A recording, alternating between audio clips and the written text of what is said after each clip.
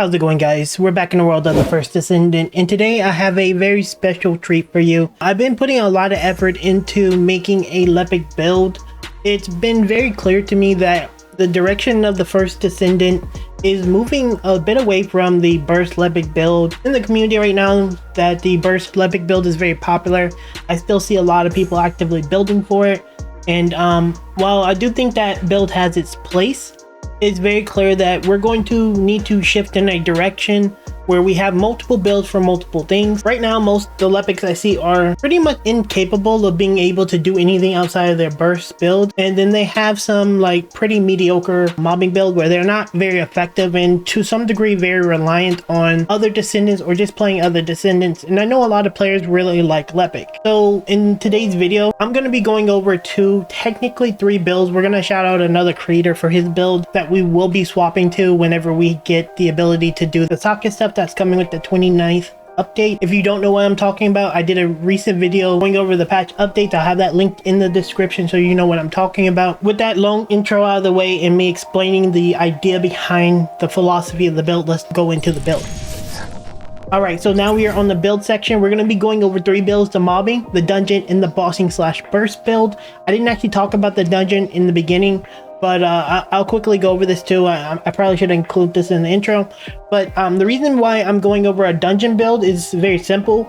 It's very clear that right now that the first Descendant is starting to introduce dungeons. We're going to be having super dungeons. We're going to be having content that you need a dungeon-based build for. We already have 3 slots, so we can already do that.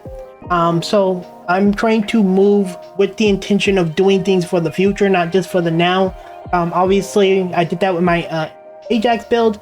Now we're going to be doing that with our ultimate Lepic build, so you guys have a Lepic dungeon build. So just giving you guys that heads up so you know exactly why we're doing things. But let's go over the mobbing build. This one doesn't need a lot of explanation in why we're building a mobbing build. We need a mobbing build because we need to kill things. We can't just rely on Bunny all the time, and to be quite frank, this actually enables Bunny and a lot of teammates, including Lepic himself, which makes him self-sufficient. Alright, so first things first, we're going to be using regenerative braking. This is a pretty mediocre Transcendent mod. I'm expecting it to get some buffs in the near future, but what it does is very simple. Whenever you use a skill, you have a 17% chance to give yourself mana back whenever you use any skill. As you see here, this is going to replace your passive, and this is going to give you that passive effect. As you can see here, we have a 1.8 second cooldown on this, meaning we have a pretty good uptime. Unfortunately, the skill isn't the best, but we do try to target mana because this is a spammy build. As you can see here, our traction grenade has a 4.6 second cooldown with a uptime of 3.7, so we're constantly pumping this, and the purpose of this is very simple. We don't care about defense as much. We don't want our allies to ever be getting hit because, as you can see here with our insane range and our insane cooldown, we don't care. Everything in the entire map does not do anything because they're suspended in the air, incapable of being able to do much, or well, anything. This is obviously not going to work on like Colossus and those like bosses that have like the little invulnerable balls, but for literally everything else that is a mobbing situation, you make it so they can't play the game, and you make it so that if you have a Viessa, you have anything, you will pull every single thing in the room and nothing can do anything about it, and we're sustainable. Now I'm going to show you why we're sustainable, because that's not an accurate representation of why, but let's finish this and I'll talk about it. But regenerative braking actually helped to contribute to that, and you're going to be throwing grenades while doing it to help yourself out so you have a chance to get mana back. And while the damage isn't the craziest, that's going to be more than capable. And since we have duration on our overclock, as you can see, the duration is super high, so we end up actually doing some solid overall damage, being able to blow things up and sustain our mana when we kill, of course. But anyway, next we have kicking. You can use whatever you want here. I just like it. We're using battle stamina. You can swap this out for more HP, so keep that in mind if you want it. I did want to have a little bit of defense while also having duration. The most important thing to note is things are suspended in a mobbing setting, so you don't have to worry about ever taking damage because nothing's able to hit you. Makes sense, right? Next, we have another 17% chance to recover our mana when we kill. This is another thing. So this one has a 17% chance to get 12. This one has a 17% chance to get another 12. So we have 2 chances of getting it one from using our skills and one from killing. So it's pretty nice. Next, we're using focus on tech. A lot of this has to do with that we want our cooldown low. Plus, we do want a low damage on our grenades, and that's going to make it easier for us to do some damage. And this is also focus on fire, and this kind of does the same thing. Ideally, you could actually just swap these out. This could be here, like maxed out, and this one could be lower, because this is a fire-based skill, and this is also a fire-based skill. And since overclock does do some damage with your grenade, it would actually be better if these were swapped into how much they actually give. But ultimately, in the long run, when we can swap our slots on the 29th, you'll just max this one out because you can just put A here freely, pretty much. So, yeah. Next, we have MP conversion. This is going to give us some skill cooldown to help us with the uptime, but it's going to give us mana, negative mana, so we don't have as much, but that's fine. We built for that. We have nimble fingers for cooldown, pretty self-explanatory. And then we have skill duration, more skill range, more skill duration, more skill range. Okay, we're gonna swap these. My OCD can't help itself. All right, 2 duration, 2 range. So that's gonna be the pretty much the mobbing build. So we have one way of getting mana. Here's another way to get mana, and then the other way is from our components. I know we're skipping. It's kind of sporadic on this build, but whatever. We're using Slayer. Slayer has the built-in awesomeness of its 4-piece set. What the 4-piece set does that almost no one takes advantage of until now is when defeating an enemy inflicted with Toad, recover MP or your specialized resource at 17% chance with a 12.2 amount recovery, meaning you have 3 ways of recovering mana. From killing while they're affected by your pool, and from casting a skill. And since you're going to have enemies Toad, if you're wondering what that is this effect while they're in the air. Valby can do this and Lepic can do this. So while they're Toad, they that skill could inherently give you some like mana, and then when you kill them, you can give yourself some mana. You can see it there, it's proccing sometime, but the cooldown is so low that you have a good chance of getting it. I do think it needs a buff, the regenerative breaking. But overall, when you're actually killing things and you're, putting them in the Toad, you're actually completely able to sustain your mana from a mobbing standpoint, and you can actually do some reasonable damage. So it works super, super well. So it's a really solid overall mobbing build. All right, so now we are on the dungeon build. And the dungeon build is going to be a combination of pretty much what you expect from a burst build in a bit, or a bossing build rather, and from a mobbing build. Because when you're in a dungeon, obviously, you're going to face off against mobs, and you're going to be facing off against what I expect to be, especially when the super dungeon come, bosses, right? There's going to be probably a relatively strong bosses, maybe not like Colossus level strong, but fairly strong. And one thing you have to mentally note is they have changed the way that these instances work. They want you to lock in on a singular build, meaning if you go in there with a mobbing build and you try to fight with the boss at the end, Lepic is useless. And if you go in there with a bossing burst build, like the meta bossing build that we have now, Lepic is also useless because he can't mob. Yeah, you could in theory possibly kill the boss, which I don't expect them to have a boss that just can be blown up. We already see that trend leaving. Then you basically have a useless Lepic either way. This actually bridges the gap by giving you a good combination of both. What we're using is called power unit charge. What this does is, or power unit change, sorry. Overclock no longer increases your skill power, but it increases your firearm attack. You can use this on Normie Lepic, by the way, too. Actually, this entire build can be used on Normie Lepic. The entire build. You don't need Ultimate Lepic for this build. I probably should have said that in the beginning. But what this does is whenever you use power unit charge, this is going to give you firearm attack by 52% and explosive attack increase as well by 52%. So this is going to give you a ton of extra, damage, and then you still keep the burn effect, which is kind of nice. Now, why is this important? Is because, well, Lepic is pretty good at shooting too. You press this and you just shoot, and you get a good amount of firearm attack. And as you can see here, our duration is pretty okay. And we can continue to keep that buff up. You pick up Enzo buff, just keep it going, and you just do a ton of extra damage. We're using sharp precision shot, so we're just firing, and doing tons of damage. And as you can see, the mana isn't too crazy. Got good mana sustain, good damage, and we can continue to shoot at things. This is also really good against those bosses like Gluttony that isn't like going to be burstable. You can't just burst him, right? So having a Lepic that can actively shoot and consistently do consistent DPS and not be tied behind his bursting, because like, let's be real here. This is what Lepics do when they go in. They go into Gluttony, they shoot their little this thingy, whatever the hell this is called. They shoot it. He moves around, usually hit him and kill them once because they don't have any defense, or they do a lot of damage to him, and then he goes phase. And then everyone dies because the Lepic can't do anything. Like, he can't do anything. He's reliant on his one burst phase that does literally nothing to a guy who has a lot of HP and or move. And with Deathstalker, I'm expecting Deathstalker to be highly mobile. So whenever you pull out your grenade launcher, he's going to just run away. And then you're going to like shoot it at no one. And you're going to be useless for however long that ultimate is, or until you kill yourself, which you're probably going to need the lives anyway, because the boss is going to be strong and you're basically useless. But anyway, we have kicking, we have increased HP because we want to stay alive. We changed that HP, the MP collector that we use on this build, to HP collector, because Lepic is fairly tanky, but he's also, he's not the tankiest. So having him be able to do HP collector is going to be nice.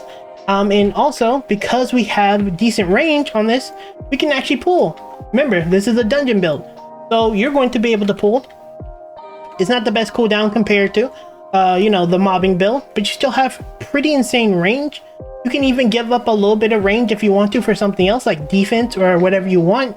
You just make the build a little bit more refined if you want, but it is pretty much a mixture of both, where you actually get some decent AoE, while being able to like disable, while also being able to like actually deal damage. We have Ironclad defense, mainly because this is a V-slot and we'll be able to change it later, like on the 29th update, to something else. And then we have Shot Focus. Shot Focus is going to give us firearm damage, but we lose skill power. That's irrelevant because we're shooting with power unit change. I keep saying charge, but power unit change a lot. And it's gonna, give us a lot of extra firearm damage, because we do want to just pretty much sit here and shoot as much as we can, because we want to have consistent DPS. When I'm fighting Gluttony, usually most of the time I do like 50 to 70 million damage, depending on like how he moves and how the team behaves, how much damage my teammates do. But a Lepic doing 50 million to 70 million damage for Gluttony is actually pretty decent in my opinion. Anyway, we have MP conversion, still very similar to our current mobbing build. We're going to use skill extension, maximize range, maximize duration. Instead, we're going to put defense here to, so we can stay alive. We also, for our stats overall, we have 25k defense. This is pretty standard. And then we have 9,300 HP with 1,100 shield. Once again, that's like 11,500. So really great HP, really great defense. You're pretty like defensive all around. You have general rounds increase because Slayer set, you have you still have the toad effect, which is not the best. Like the mana cost increase isn't the best, but you're not going to be throwing this too much that it's a big deal. Like if you're in a dungeon, for example, like that doesn't matter too much, right? You're going to just group whatever it is, pick up the little mana things on the ground, and you still get the toad effect as well. So technically you still have like the MP collector built in from your thing, while still giving yourself built weapon stuff and still some decent damage on that. So I wouldn't be doing it for that, if I'm being honest. You're just mainly going to be doing a hybrid of both. That is the dungeon build. If you have any questions, want me to explain anything else, feel free to leave them down in the comments, because I will explain it a little bit more in depth if you need. And as I said, you can use this for dungeons, or you can use it for bossing if you want a more consistent, non-burst reliant Lepic, and I think this is actually really positive. Finally, we're using the bossing and burst build, and I'm going to shout out a content creator. His name is Denneys. I'll have him linked down in the description. It'll be like the first video, as well as you'll probably be seeing it on screen now. He released a video yesterday called Updated Lepic Bossing Guide, Live More, Big Damage, the first Descendant. Great title, by the way. And he basically did a build where he just showed off his new Lepic build, and this is what it is. I'm not taking any credit for it, but with that in mind, he did improve it and he made it better. Not only did he made it better, but he made it do more damage, and you can do it on normie Lepic, and it doesn't take Firearm Master, so it's actually really cool. From what I understand of the build, just so you guys understand it on a surface level, basically it's more of a consistent damage burst build rather than a short-term higher damage, but it actually ended up doing more damage in the long run. It's not like that much more. I think it was like 2 seconds more. It looks like his math check out. He did a bunch of math on it. I don't know math, so I'm just gonna have to trust it, and it looked good in the video, so I'm gonna pretty much recommend it. But we'll quickly go over it. Obviously I can't like show you it fully leveled up because I can't afford the slots. We barely could do it right now with what we have, but you actually don't even need Firearm Master, which is super great. But we'll go over it if you want to build the Burst Lepic build. But yeah, we have Kicking, we have Skill Insight, Frontlines, Emergency Measure, and Skill Concentration. These are the standard crit things that you come to expect. And then we have Fire Specialist for the fire skill power for more damage. We have Dangerous Ambush. Oh, this is pretty standard for the Lepic build, but I think the difference comes from the duration. And then he went with Enlightenment for more mana. And yeah, we have Skill Extension and Maximize Power. And this is pretty much it. Long story short, trust me, bro. All right. But yeah, this is the build. It looks good. I think he did a good job on it, and I would go check it out. But yeah, that's pretty much the Triple Dipper video. The mobbing, the dungeons, the bossing, and the burst. You know, pretty much everything you need for Lepic, and I think this is in a good spot. I do want to show you my updated Enduring Legacy build because it is really good, and I'm showing you my updated Greg's build so you can see it as well, because Greg's worked really well with the mobbing build, which you probably saw in the intro. So let's go over those quickly because I don't want to miss out on those. For the Enduring Legacy, I'm still using the Blazing build, but I did change one thing up. I took Mental Focus off and I used Sharp Precision Shot. The thing is with this build, Mental Focus is actually better because Sharp Precision Shot, I mean, I think it is. I can't confirm. But the thing with Sharp Precision Shot is it has a timer, and the moment you stop pulling it, it instantly goes away. You can activate your overclock and then keep getting the benefit, and you won't be punished for it. So I think it may be better to still have the focus on Lepic specifically, but don't quote me. I haven't been able to test it because I'm not putting a lot of cados like that. So when we get the update on the 29th, we can test it a little bit better. So just keep that in mind. Anyway, we still use literally the same exact stuff. The only difference is we're using Sharp Precision Shot and a Mental Focus. For your Greg Reverse Bait, we're using what you see here: Action and Reaction, Rifling, Weak Point Sight, have Aiming, Electric Enhancement, Fire Rate, Better Insight, Better Concentration, Weak Point Aiming, and Concentration Priority. I go in depth on this in the Greg build for like what I do these different things for, but I think this is fine. This is a good Greg's build. But yeah, that's the build. Let's quickly touch on the reactors as well as the components, because I didn't actually touch on those. I want to have this as at the end of the video. For our reactor, we're using a burning reactor. Right now, as of me posting this video, you have a little bit of time. You can get a General Rounds Fire Tech specifically for him if you want to go with an Enduring Legacy for him. So you should go do that now. It's in a decent spot too, where you can get some like drops. It's not the best, but it's okay. But we're using skill cost and skill cooldown. Now, I will say skill cost is actually not needed on this. I just got a god roll on it, so I'm keeping it. But ideally, I would probably go with something like maybe duration. Like duration cost cooldown would be perfect in my opinion. But we do have cost for now, so we'll make some adjustments in the future. For our auxiliary power, we have MP recovery out of combat and max HP, which is actually pretty big. For our sensor, we have max MP. This is by far the most important stat to have on your entire build because MP is really important. We have 335 MP. We want to have as much as we can for the very rare times we get out like kind of unlucky, and that helps out a lot. And the HP recovery modifier is good too. Next, we have shield recovery in combat, and then we have defense because we want our shield to be strong, and defense is good. And then finally, for our Slayer processor, we have max shield and shield recovery modifier. If anything I would change, I would like MP recovery in combat. That could be ideal more than like HP recovery modifier, but overall it's still good. I don't run out of mana at all, and seeing that you're going to pretty much throw this down and pull everything in, you can capitalize on getting the kills anyway, so it actually kind of works.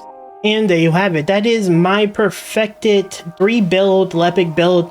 I'm really proud of this build. I think this is going to be a great build for the future content of the first Descendant. This is going to be a great build for all the Lepic players out there who are looking for more than just that very soon to fall off burst build. I mean, it's fallen off a long time ago. People just keep building it. But yeah, I think this is going to be great for you guys. Hopefully you like it. Let me know your comments down in the comment section. I'll respond to most, if not all of them. And yeah, I'll see you in the next The First Descendant video very soon.